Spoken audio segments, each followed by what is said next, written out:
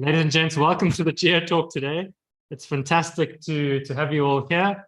To the people in the room, welcome. You've all got drinks with you. I hope our speaker today, Elis Hoffmann, has a beer with him. If not, he's coming to South Africa fairly soon, so we'll ensure that he has a beer when he comes to visit in May. But it's a great pleasure to welcome him here today. He is currently at the Freie Universität in Berlin, but did his MSc and his PhD research with Carsten Muncker at the University of Münster. And today he's going to be speaking about some of the work that he and some colleagues have done, as you can see, on isotopes, short-lived and long-lived isotopes, and implications for recycling in the Hadean. So Elis, thank you very much. Your screen is sharing and we can all see you and hear you. So it's over to you. Thanks a lot, Grant, for the introduction. Hi, everybody in Johannesburg and everybody around the world. I have seen lots of known names in the audience, in the Zoom audience. So hello, everybody. It's a pleasure to give this talk here. Normally, this is work that I did together with a research team and lots of colleagues from a former working group where I've been postdoc several years ago in Cologne, but we're still collaborating with each other. And Alan Wilson from Wits University was also involved in this work, as well as all the samples that were used. I collected during my postdoc time together with Alfred Kröner, who passed away some years ago. But lots of this is based actually on Alfred's previous work, I have to say. So most of the work was done actually by Dr. Jonas Tusch here in Cologne. He's going to Brazil today on field trip, so he couldn't give this talk. And I'll try to give my best to present our work here. So there are lots of unresolved, strongly debated research questions in early Earth science, and many of you are working on these. So how long had Earth and magma ocean, and did we have, how long did earlier silicate differentiation last in there? We don't know the geodynamic regime in the Hadean and in the Archean, and timing and composition of the late accreted components is also not known so well. If Earth had already very early a heterogeneous mantle, and in what timescales homogenization set in, it's also not known. And we also work on earliest continental crust formation processes, which are also largely debated since decades. And it's also not known how much volume and what's the origin of the depleted mantle reservoirs. So why are there so many uncertainties? And it's because we have a rock record which is almost completely lost for the Hadean, and also highly fragmented for the Archean. And only in these cratonic areas of the modern continents we find some well-preserved rocks, or more or less well-preserved rocks, that can give us answers to the formally raised questions. And so we are largely dependent on indirect approaches, which are based on geological fieldwork, and afterwards mostly on geochemistry and geodynamic modeling or numerical modeling. So the Kaavaal Craton, where we conducted our study and where Johannesburg is based on, comprises a very good record of Paleo-Archean to Meso-Archean crust. And we see here the area of the eastern Kaavaal Craton that most of you know very well, maybe better than me. That is the Barberton Mountainland with the Barberton Greenstone Belt, and a high-grade gneiss terrain, which is the ancient gneiss complex, which comprises the oldest rocks of southern Africa. And the Kaavaal Craton has a long history, and the oldest rocks can tell us something about their geochemistry, can tell us something about their formation. And this is a diagram where I plotted, or I compiled some data some years ago for the initial hafnium isotope composition versus the age for zircons from Southern Africa, from the oldest rocks of the Kaavaal Craton. And you see here that we have like a gradual increase towards more radiogenic values with time. And then afterwards here we have some batholiths, some granites, some late granites where when the Kaavaal Craton stabilizes, that incorporate much older crust that develops in this diagram to lower epsilon hafnium values. And we see here in comparison like a continental crust that formed early in the Hadean that goes through the lowest point here of the oldest zircons. And also here a modeled crust here for a Hadean protocrust that formed pretty early, maybe at 4.2 or 4.3 billion years, or even earlier, depending on the mixing ratios, which give this erase here in epsilon hafnium. So there's already some evidence that there may be a protracted remixing of some earlier formed Hadean crust into the Kaavaal Craton. And some recent work by Natya Drabon and colleagues found some very, very old zircons in the Barberton Greenstone Belt in the Fig Tree Formation, which is in the green sandstone beds, which are 3.3 billion years old. And they found that that there's even an earlier history preserved as zircon in the zircon record of the Kaavaal Craton, which is evidence that there has been some crust before around and that has been weathered or reworked later in the Archean. So our approach was to use short-lived and long-lived isotope systems to have a look at this Hadean record of the preserved in the, or indirectly preserved in the Kaavaal Craton. And short-lived isotopes have the advantage, like 142 neodymium or 182 tungsten, which are the daughter isotopes of short-lived systems with different decay times. And they have got the advantage that they have a pretty high resolution for the earliest processes here.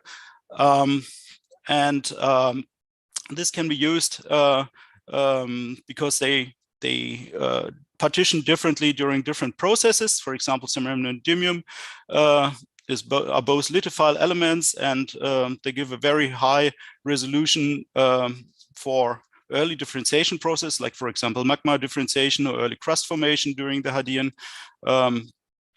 But we have also the hafnium tungsten system, and the hafnium tungsten system is a bit different because tungsten is moderately siderophile, so it partitions into the core during core formation, for example, and hafnium is lithophile, stays in the mantle. But after core formation, when we get late veneer in or late accretion, late accreted components to the Earth, filling up the tungsten in the mantle, hafnium, tungsten would also behaves lithophile, as a strong lithophile incompatible element, and can go into the crust. And this can give further differentiation or further evidence for differentiation. So as I said, there's a very short decay time for the hafnium tungsten system of 8.9 million years half time, and we see that we can measure differences in the first differentiation in the first 60 million years of the solar system. So some 182 heterogeneity is strongly time dependent here. The tungsten isotopes and also the neodymium isotopes for 142 and 182 tungsten are notated in this 182 nu notation, which means like it's a ratio compared to the bulk silicate Earth or terrestrial standard with bulk silicate Earth composition -1 times 10 to 6. And this gives you, like, for differentiated values for either positive or negative tungsten nu values. And they are normalized here, for example, on 6.4 on 186 tungsten and 184 tungsten ratio, which is a natural abundance ratio for mass fractionation correction during the measurements. So as I said, tungsten and hafnium are behaving differently. So tungsten goes into the core because it's moderately siderophile. hafnium goes into the stays in the mantle, and this develops with time to higher hafnium. So the crust has got, also the mantle has got a higher hafnium tungsten ratio, and the core has a lower hafnium tungsten ratio. And with time, for example, starting with the chondritic composition of the Earth, the 182 tungsten, 184 tungsten ratios develop differently, and this gives completely huge values when you for mu values when you differentiate very early, and the later you differentiate, the smaller these ratios are, and at some point at 60 million years you cannot resolve it anymore from the modern terrestrial value of something. Some processes occur later.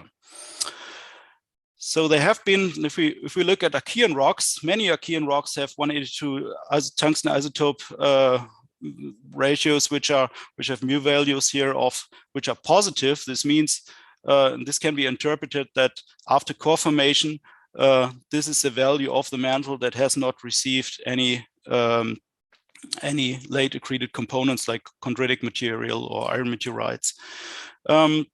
Just very few studies here. For example, this study here from the Scapenberg greenstone belt from Igor Puchtel, and one value here from, I think, from Labrador here shows negative tungsten.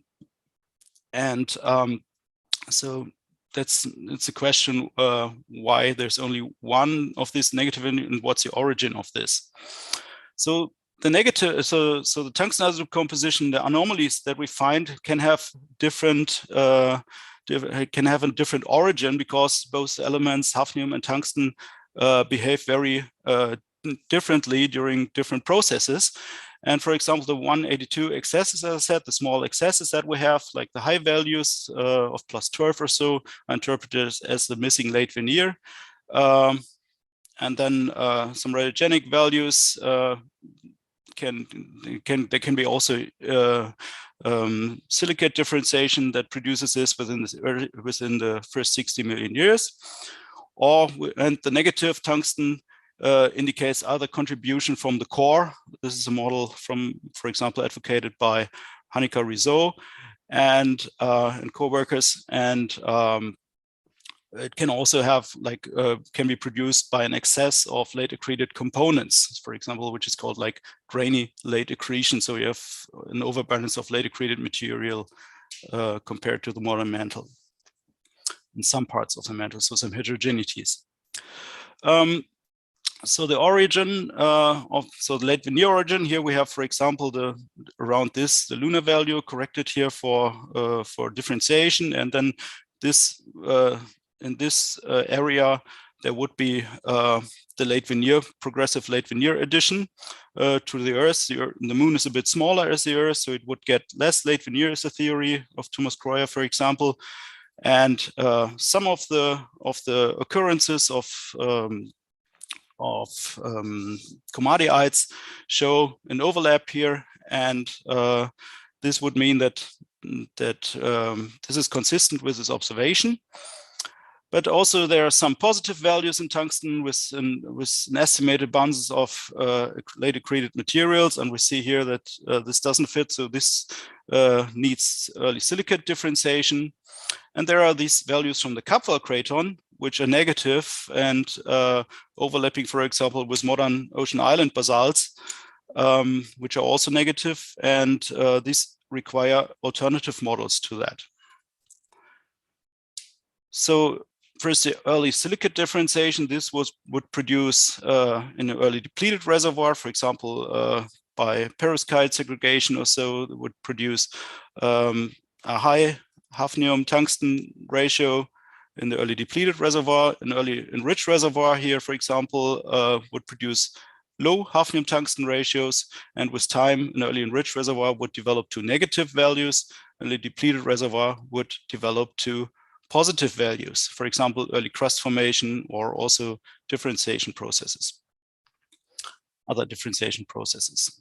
For samarium neodymium, it's similar. You have like negative 142 in the early enriched reservoir and positive in the early depleted reservoir. The Kaavaal Craton has negative 142 have been measured. This is just one study by Igor Puchtel, but my PhD student Katrin Schneider also produced some data, and also Maud Boyer showed that some of the rocks from the Barberton Greenstone Belt are negative in their neodymium isotope composition in 142 neodymium, and these may be interpreted as early silicate differentiation. And we see also in the tungsten that we have negative values. If we take this together, this could mean that both signatures were produced by early silicate differentiation. When we compare with the Pilbara Craton, where we have positive values, we see here that there's also a study by Jonas Tusch, that here until 3.2 or so, we have positive values which slightly mix in a signature with more negative values, and this has been interpreted as mixing of late accreted components into the mantle. And if we see here, for comparison, the data for modern ocean island basalts, they are also very negative, and it is also highly debated what this signature, where the signature is from. So for the negative values in the ocean island basalts, several models have been proposed, and I think one of the most propagated models is at the moment that some material from the outer core diffused into the sources of mantle plumes and then was extracted into the crust by this process, or into the volcanic rocks of the OIBs. But if you go back to the Achaean, we see this also, for example, in Skabenberg. Then this would be a greenstone belt. This would be an analog to that. But this also shows that the Kaavaal Craton is not like the Pilbara Craton, because the tungsten isotope sources are different. And there have been several papers advocating an origin where both cratons were together in the Achaean and have a similar stratigraphy, but this seems to be not the case. Now back to our study. So we sampled broadly the Eastern Kaavaal Craton, so the ancient gneiss complex, some mafic rocks, and also crustal rocks within the ancient gneiss complex, but also here in the Barberton Greenstone Belt, mostly from the T-Sprit, Sandsprit formation, and also from the Komati formation. And most of the samples have been previously measured for 142 neodymium and showed variable results between 0 and -7 for 142 neodymium. So also an enriched component somewhere, an ancient differentiated component in the sources. So our conceptual approach was to do 182 isotope analysis using existing 142 data to evaluate the signature and investigate and complement this with radiogenic isotopes. So we carried out 143 neodymium measurements, 176 hafnium measurements, and also lanthanum cerium measurements, also another not so often used long-lived decay system. And we also did measurements of nucleosynthetic isotope composition for ruthenium to distinguish between a grainy late accreted grainy late accreted origin for the tungsten anomalies, or if we have like lacking late veneer in the sources and so on. That I will explain this a bit later. And then also we did based on these measurements, we did a geodynamic model and a geochemical model based on trace elements, and modeled all the isotope systems to bring them all into agreement. And how this model is working, I explain a bit later here. So this decoupling there's a decoupling between hafnium neodymium in the Skabenberg komatiites, and Igor Puchtel interpreted these komatiites because we look at them because they have this negative tungsten signature, very pronounced at -7 maximum or -9 maximum. And he postulated that this offset here from the modern terrestrial array should be, or from the terrestrial array at 3.5 billion years, may reflect an early perovskite fractionation.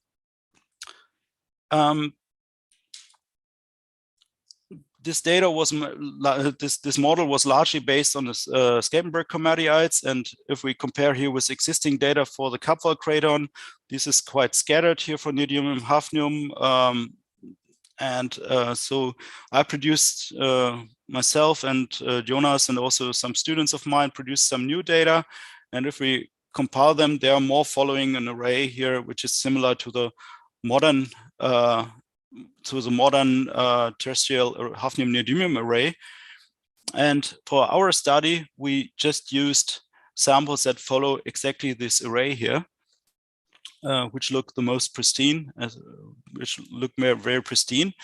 And if we look at the results, what we got for these samples, we see here that we have like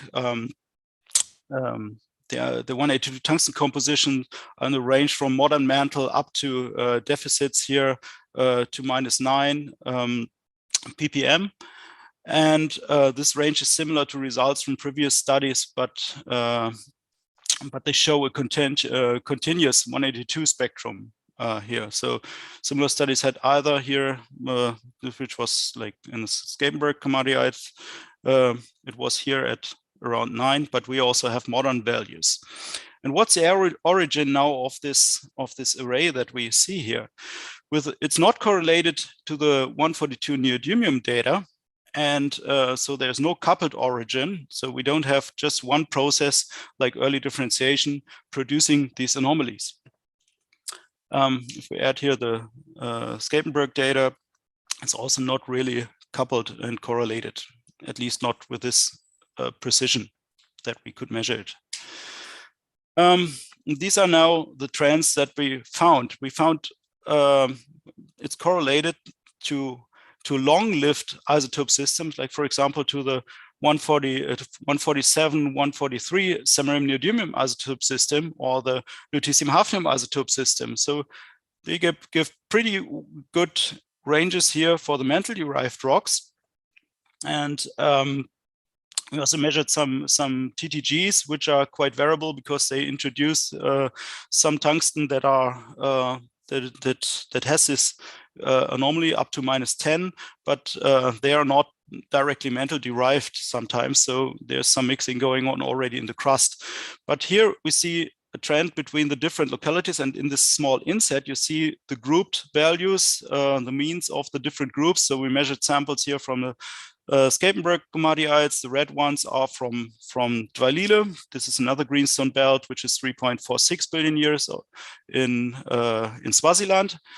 And then we have some yellow ones, which is a T-split formation, and the sandsprit formation. This is a T-split formation here in the Barberton greenstone belt.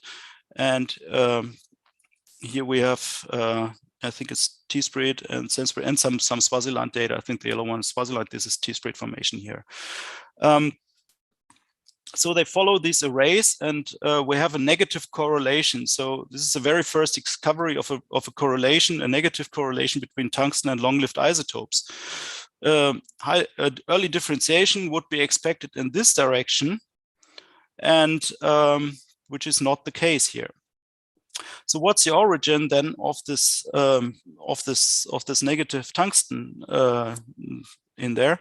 And we see here, for example, one model is that late accretion could, like grainy late accretion, could cause like this this negative values. And we see here that we could measure, because for ruthenium we measured for nucleosynthetic isotope compositions of ruthenium, we could measure 2 samples because you need a lot of material, like several grams of samples to digest. We could measure 2 of these from the Dwalile greenstone belt, and we see here that they overlap with the modern range of the modern mantle. So this can't be the case, that there is an overabundance of late accretion, because then we would get here excess of late accreted material, because like chondrites and all these things are all these meteorite groups are down here. Compared to the Greenland mantle, where it has been shown by Maria Fischer-Götte that there has been that there's a missing late veneer component in there, we find an offset towards the modern values. And we have now some more data for that, which confirms this and gives a much tighter constraints to that, which are plotting here directly on the modern array. So the negative tungsten is not an origin of late accreted material, of an overabundance of late accreted material. There's also no correlation like of the long-lived isotopes with 142 neodymium, as we see here. So the tungsten, so both this also confirms that there's a decoupling between neodymium and tungsten and the long-lived isotope systems.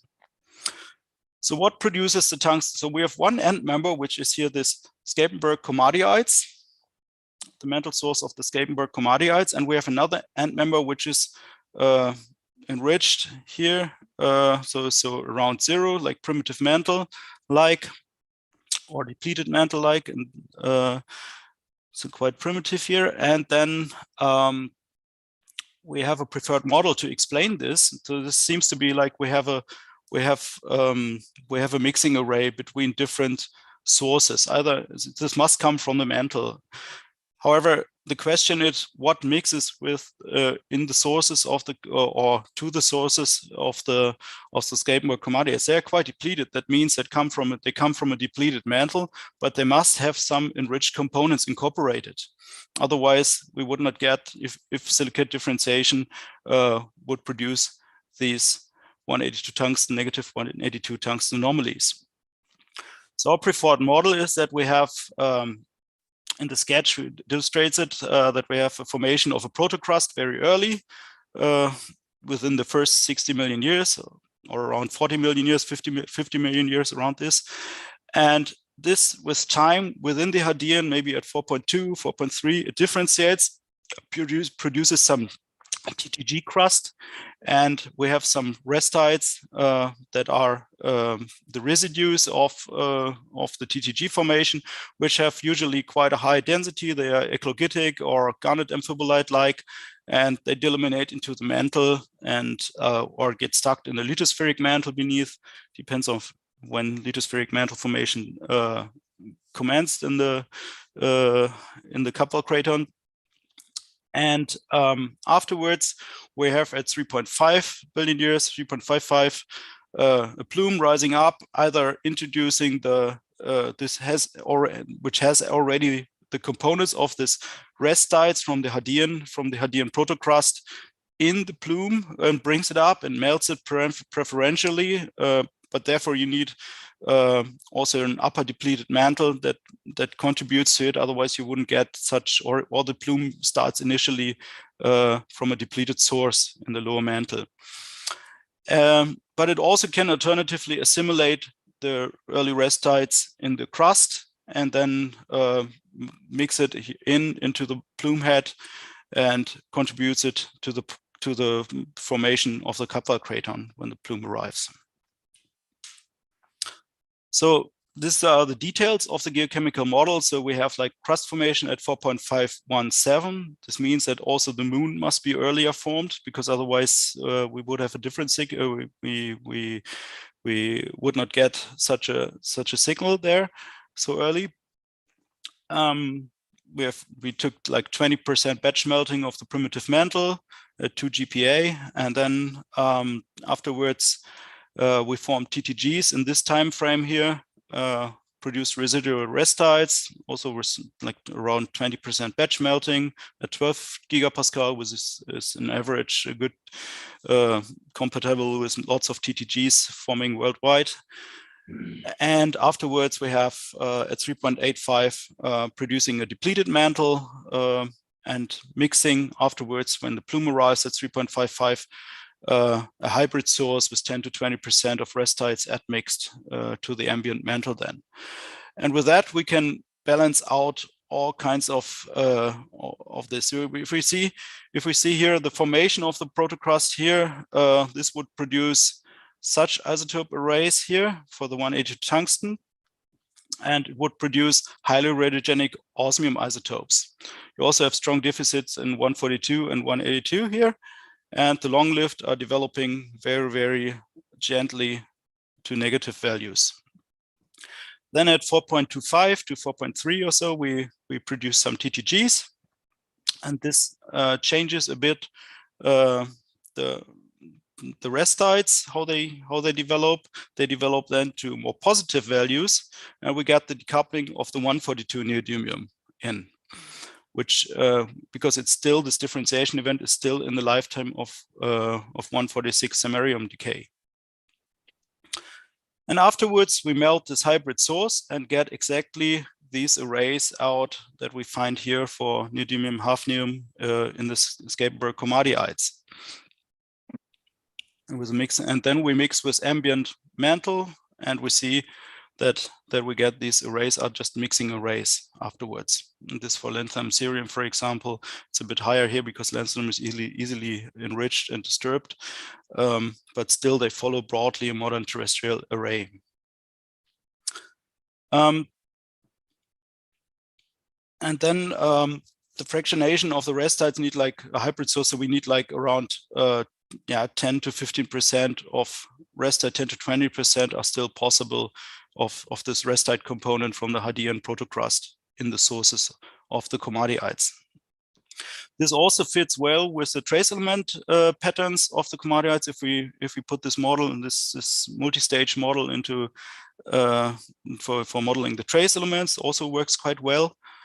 And also like it follows here an array also for the trace element ratios, for example, zirconium samarium. This means that there is some component in there that fractionates zirconium samarium, which means that we get low values for zirconium samarium here, which means there is some kind of amphibole component in this in the source of the Scapenberg komadiites, which could be from these restites.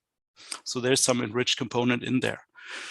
For rhenium osmium, we could also model this. It's very highly sensitive to the rhenium osmium ratio of the crust because this develops so highly radiogenic values with time. But I think for our model, we just chose from the Ontang-Java plateau a flat basalt and used this as an analog. And therefore, it also fits well with 10 to 20% of recycled crust in the sources. So if we compare the negative values that we observed to modern settings, for example, the OIBs, we see that the samples, this is some nice study by Matt Jackson and co-workers 3 years ago published in PNAS. We see here that the samples with the lowest tungsten anomalies with very negative tungsten values are sourced from regions in the mantle where not the normally enriched reservoirs in the mantle come from. So it's a depleted mantle source where this tungsten anomaly is best introduced in. So it must be a signature either from the lower mantle, or this can be this because it's interpreted because of the high helium, but that it contains primordial. So the signature of the primordial helium is also mostly pronounced, but this also leaves some freedom where this enrichment takes place. So it can also be that that this also happens in the upper mantle or even in the during interaction with the lithosphere. And we see also this variability in zirconium in neodymium isotopes, for example, also in direction of this restite. So the most negative values are here also the ones which have the most radiogenic and the most radiogenic neodymium isotopes. And here would be the restite. So if we add some components of this restite to the sources of modern OIBs, it can explain the mixing arrays or this mixing triangle with the other reservoirs here in the OIB sources worldwide. And here's the summary of the key observations that I presented today.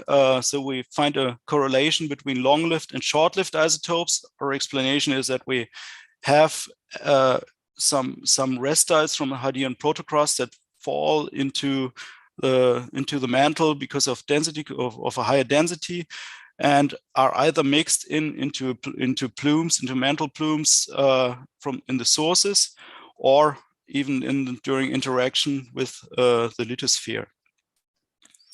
And this has been taken as an analog also for modern OIBs, where negative tungsten values are observed. And this would be the isotopic composition of the restites. And we see here, we can explain this mixing triangle in the crust. And another important observation was that the Kaavaal Craton cannot be the same craton as a Pilbara Craton. Okay, thank you very much for your attention, and for further reading, you can read our paper here in PNAS from last year, which is open source, open access. Thanks a lot for listening, and I'm open to questions. Elis, thank you so much. That was a really fascinating talk. Lots of isotopic detail, but I can see some questions coming from the audience here, both on Zoom and in the room. So let's just bring up the participant list. If anyone has a question, just feel free to raise your hand on Zoom. Maybe we should take some questions from the room first. And I see Scott McLennan with a question. If you could just come up to the mic, Scott. Hey, Elis, that was a great talk. Regarding your model, I was just wondering, do you see any potential difficulty, keeping restites at the base of the crust, because I think you were saying they need to have formed, something like 4.4 GA, and then, something like the Skarpenberg schist belt is 1 billion years younger than that. Like, how do you envision those restites surviving for so long and not just getting completely remixed or whatever?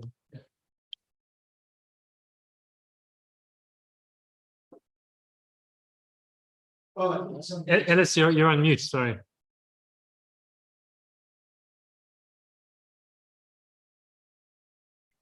Still on mute, Elis. You should. There we go. Oh, no. No, not yet, Elis. Hang on a second. Something is wrong.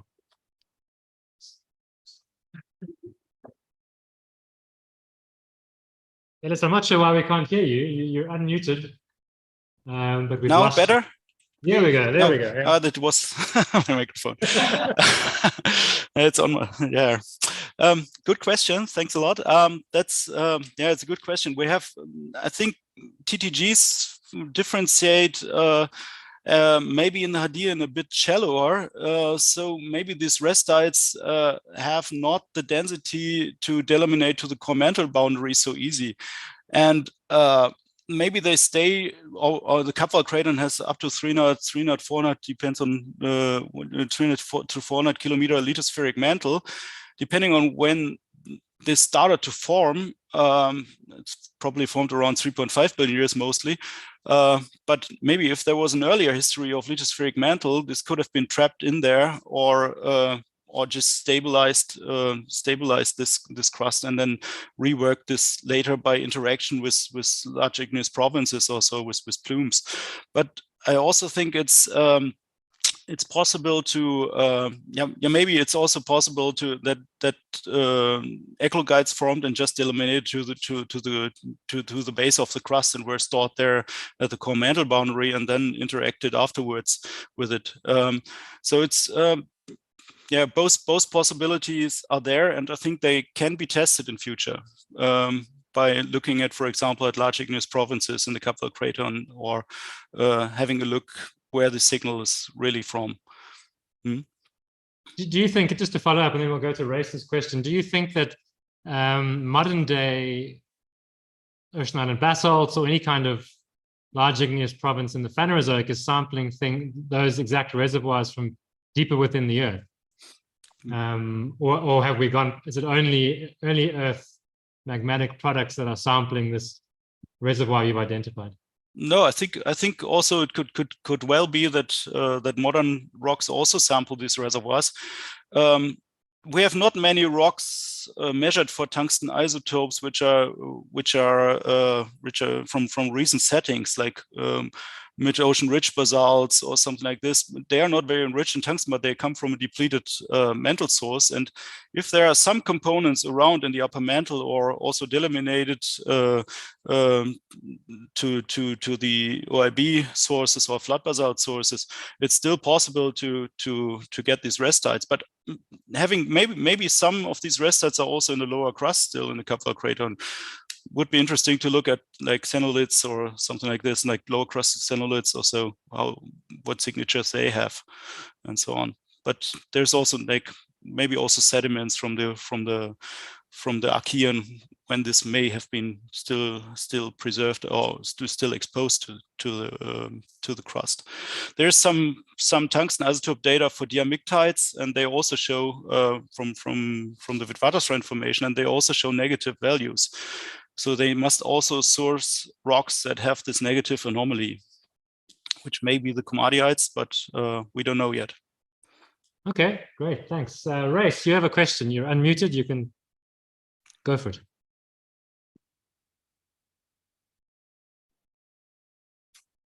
Race, do you have a question? Well, we can't hear you. Very soft. Maybe you can speak up or closer to your microphone. Now, can you hear me now? No, it sounds like you're in the Bushveld complex somewhere. Maybe use the chat function. Maybe you can use the chat function, Race. Maybe you can write a question in the chat. We can't hear you at all here. I don't think Elis can either. But I'll ask Elis another question that I have in the meantime while you write your question, Race. And that is, Elis, do you think that any superficial components from the Hadean can be recycled into any portion of the Earth and may show similar primordial signatures? Some recycled component, yes.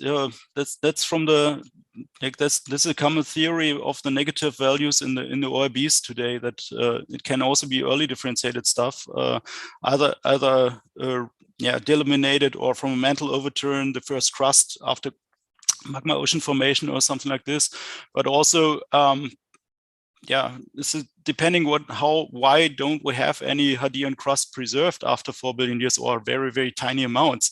That's also a big question. Like, you have late heavy bombardment and all these things, but yeah, if you destroy such a large amount of, it depends on how stable this crust was, but from the Jekyll zircons and so on, we know, or from other Hadean zircons, zircon occurrences worldwide, we know now that there has been some mafic crust around, and it should have been somehow recycled into the mantle because it's not there anymore, or reworked and completely mixed into modern crust. So certainly some contributions should be visible in some of the cratons, or even later, depending on how long this was stable.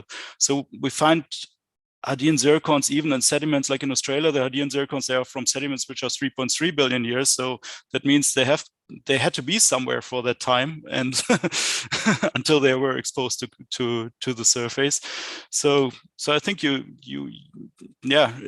not worth to look for that. Yeah. Okay, and then we have Race's question in the chat. Thanks, Elis. Could you please repeat your arguments for Kaavaal and Pilbara being not the same, or not being the same craton linked?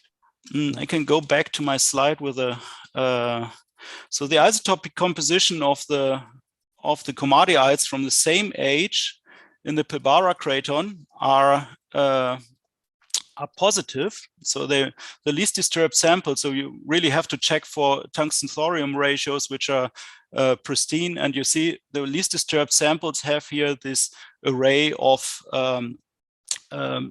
plus 12. And if we compare to our study here from the Kaavaal cratons, they should be in this range here. And we don't find this very positive values in the Kaavaal craton. We find only negative values, and values up to 0 to the modern Earth. And this strongly suggests that that there is no common stratigraphy between the both units, between T-Spirit formation and Contenura basalts or something like this.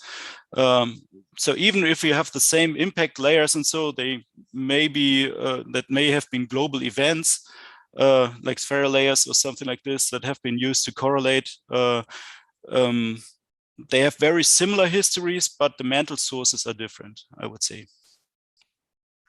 Okay, fantastic. If I don't see any other questions from the audience here at Geosciences, and there are no hands up from our online audience, so that leaves me to thank you, Elis, for a fantastic talk. Really thought-provoking, really exciting data, lots of isotopic data, which always excites us. So thank you, and we hope to see you in May. Please come and visit us. We'd love to chat with you. And yeah, I would love to come back to Johannesburg. Yeah, good. I'm just well, we'll 1 see week you in May then. Thanks very much, Elis. No problem. Yeah, thanks a lot for having me.